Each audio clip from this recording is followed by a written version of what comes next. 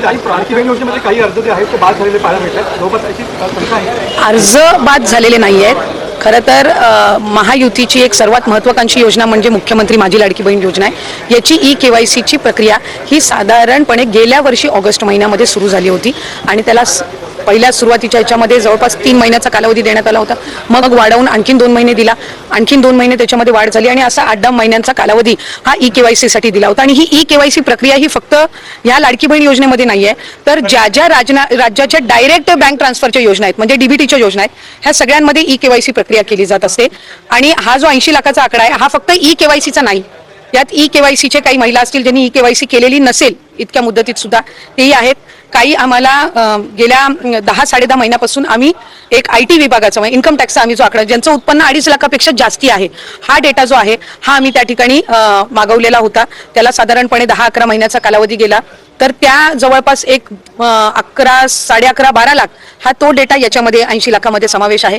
याच्यात 4.5-5 लाख अशा महिला आहेत ज्या 65 वयोगटाच्या पुढे गेलेल्या आहेत, जे वयाचा निकष आहे तर त्यामध्ये असतील. त्याच्यानंतर याच्यात सरकारी कर्मचारी ज्यांनी लाभ घेतला होता ते काही हजारांमध्ये होते, 14,000-14,500 असतील. त्यांच्याकडून वसुली जी आहे ही गेल्या 8 महिन्यापासूनच सुरू आहे, त्याच्यामुळे ते याच्यामध्ये आहेत. तर अशा पद्धतीनं काही नमो शेतकरीचे आहेत जे नमो शेतकरीचाही लाभ घेत होते, याचाही घेत होते. तर अशा पद्धतीनं ते साधारणपणे हा आकडा आहे. याच्यात सुद्धा काही आमच्याकडे ज्या लाभार्थी महिला.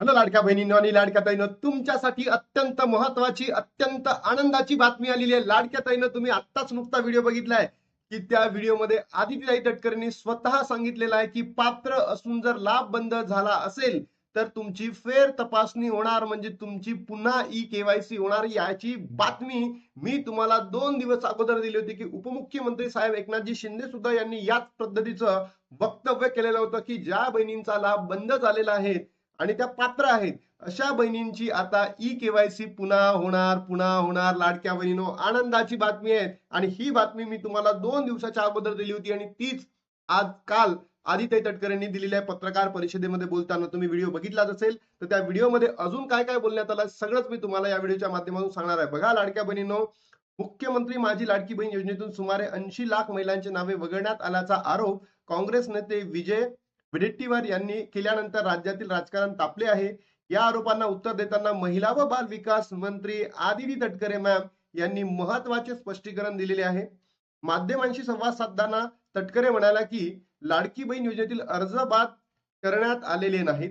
लाभार्थ्यांची पडताळणी आणि KYC प्रक्रिया सुरू असल्याचे काही नोंदणीची तपासणी करण्यात येत आहे. मुख्यमंत्री माझी लाडकी बहीण योजना ही महायुती सरकारची महत्वाकांक्षी योजना असून KYC प्रक्रिया मागील वर्षी ऑगस्ट महिन्यामध्ये सुरू झालेली होती. यासाठी लाभार्थ्यांना सुमारे 3 महिन्याचा कालावधी देण्यात आला होता. लाडक्या बहिणींनो, हा जर तुम्ही बघित असाल दरवर्षी जून महिन्यामध्ये सुरू होतो आणि मागच्या वर्षी ऑगस्ट महिन्यामध्ये सुरू झालेला होता. तर या वर्षी जूनच्या एंडिंगला किंवा जुलैच्या एंडिंगला सुरू होणार आहे आणि तेव्हा तुम्हाला काय करता येणार आहे, KYC करता येणार आहे. हे तुम्हाला आता मी तुम्हाला सांगतोय लाडक्या बहिणींनो, होणार म्हणजे होणार. तटकरे यांनी स्पष्ट केले की KYC प्रक्रिया केवळ लाडकी बहीण योजनेसाठी नसून राज्यातील विविध DBT डायरेक्ट बेनिफिट ट्रान्सफर योजनेमध्येही राबवली जाते. तसेच 80 लाखाचा आकडा केवळ KYC न केलेल्या लाभार्थ्यांचा नसून मी तुम्हाला पहिलेपासूनच सांगत आहोत की ज्या बहिणींनी KYC केलेली नाही त्यांचा आकडा आहे 30 ते 40 लाख, म्हणजे त्यांनी अजूनही KYC केलेली नाहीये अशा बहिणी. इतर निकषांमध्ये अपात्र ठरणाऱ्या महिलांचा समावेश आहे. यामध्ये वार्षिक उत्पन्न 2.5 लाखापेक्षा जास्त आहे. लाभार्थ्यांची पडताळणी, वयोमर्यादेच्या निकषात न बसणाऱ्या महिला, सरकारी कर्मचारी यांचा देखील समावेश आहे. सरकारी कर्मचाऱ्यांकडून लाभाची रक्कम परत वसूल करण्याची प्रक्रिया गेल्या 8 महिन्यापासून सुरू असल्याचेही त्यांनी म्हटलेले आहे. म्हणजे ज्या बहिणी सरकारी खात्यामध्ये कार्यरत आहे त्यांच्याकडनं पैसे वसूल केले जाणार आहेत, पण बाकीच्या ज्या बहिणी आहेत त्यांच्याकडनं पैसे वसूल केले जाणार नाही आहेत. लाडकी बहीण योजनेतील लाभार्थ्यांबाबत सुरू असलेल्या राजकीय आरोप आणि प्रत्यारोपामुळे हा मुद्दा पुन्हा चर्चेचा विषय बनलेला आहे. तर लाडक्या बहिणीनं, तुम्हाला आनंदाची बातमी भेटली का? त्या दिवशी सुद्धा मी तुम्हाला आनंदाची बातमी दिली होती. अनेक बहिणींनी प्रश्न विचारले होते, दादा खरंच होणार का? तर बघा, खरंच होणार आहे. नवीन प्रक्रिया सुरू होणार आहे. सोबतच लाडक्या बहिणींनो, तुमच्यासाठी मुख्यमंत्री साहेबांनी सुद्धा एक महत्वाची घोषणा केलेली आहे. मुख्यमंत्री साहेबांनी सुद्धा एक महत्वाचा आदेश दिलेला आहे. अपात्र महिलांवर घेतला मोठा निर्णय. ज्या बहिणींनी चुकीच्या पद्धतीने लाभ घेतलेला आहे त्या बहिणींकडनं पैसे वसूल केले जाणार आहे का नाही का याबद्दल मुख्यमंत्री देवेंद्र फडणवीसनी काल पत्रकार परिषदेमध्ये बोलताना सांगितलंय. चला बघूयात काय. मुख्यमंत्री माझी लाडकी बहीण योजना गेल्या काही दिवसांपासून राजकीय वातावरण चांगलंच तापलं आहे. योजनेतून तब्बल 80 लाख महिलांना वगळल्याचा दावा विरोधकांनी केल्यावर सरकारवर टीकेची जोड उठवली होती. सर्व वादावर आणि संभ्रमात आता राज्याचे मुख्यमंत्री फडणवीस यांनी अत्यंत महत्वाच्या घोषणा करताना भूमिका स्पष्ट केलेली आहे. बघा, अपात्र महिलांकडून कोणतीही वसुली केली जाणार नाही. ज्या अपात्र महिला ठरलेल्या आहेत त्यांच्याकडनं वसुली केली जाणार नाही आहे.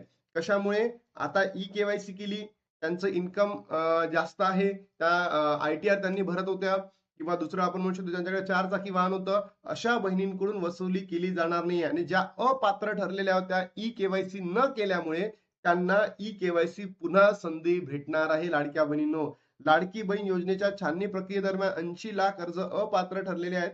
या महिलांना आधी मिळालेल्या हप्त्याची रक्कम सरकार परत वसूल करणार का असा प्रश्न उपस्थित केला जात होता. यावर मुख्यमंत्र्यांनी मोठी दिलासादायक घोषणा केलेली आहे. पात्र नसलेल्या किंवा अपात्र ठरलेल्या कोणत्याही लाडक्या बहिणीकडून सरकार पैसे वसूल करणार नाहीत असे मुख्यमंत्र्यांनी काय केले आहेत, स्पष्ट केलेले आहेत. त्यानंतर 14,000 पुरुषांवर गाजवणार वसुलीचा वगडा. म्हणजे आता तुम्ही बघा, जी योजना महिलांसाठी होती आणि त्या योजनेचा जो फायदा आहे पुरुष वर्ग जर घेत असेल तर अशा पुरुषांवर सरकार म्हणत आहे की आम्ही काय करणार आहे, पैसे वसूल करणार आहे. सोबतच त्याच्यामध्ये सरकारी कर्मचारी महिला होत्या, कर्मचारी महिला यांच्याकडून सुद्धा सरकार पैसे वसूल करणार आहे.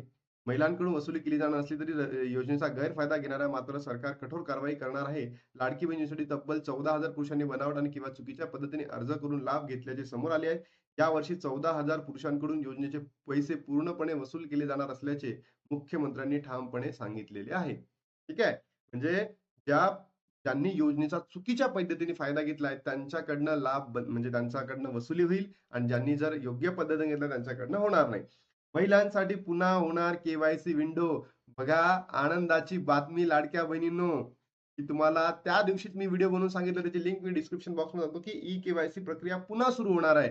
ज्या महिलांचे अर्ज किरकोळ त्रुटींमुळे किंवा आवश्यक कागदपत्राअभावी अपात्र ठरले आहे त्यांना निराश होण्याची गरज नाही. आपल्याकडे योग्य कागदपत्र आहे असे ज्या महिलांना वाटतं त्यांसाठी सरकार भविष्यात पुन्हा एकदा केवायसी विंडो खुली करणार आहे. यामुळे त्रुटी सुधारून पात्र महिलांना पुन्हा योजनेचा लाभ भेटू शकतो. तुमच्यापैकी ज्याही बहिणी पात्र आहेत, सगळे डॉक्युमेंट्स आहेत, तुम्ही लवकरात लवकर ते डॉक्युमेंट जमा करून ठेवा लाडक्या बहिणींनो. तुम्हाला पुढच्या महिन्यात किंवा जुलैच्या एंडिंग पर्यंत तुम्हाला केवायसी प्रक्रिया पुन्हा सुरू होणार आहे, तेव्हा तुम्हाला चान्स भेटू शकतो.